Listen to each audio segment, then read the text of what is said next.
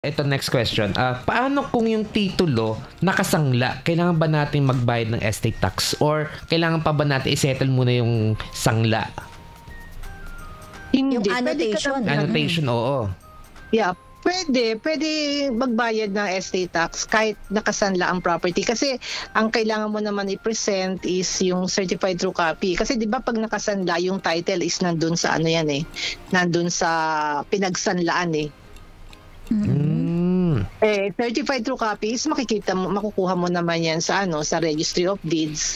So, meron ako na-process ng mga ganyan na nakasanla siya, meron siyang annotation na naka-mortgage yung property pero nakapag-settle siya ng estate. Ang follow-up question doon, yung mismong annotation nakalagay uli doon sa mismong title?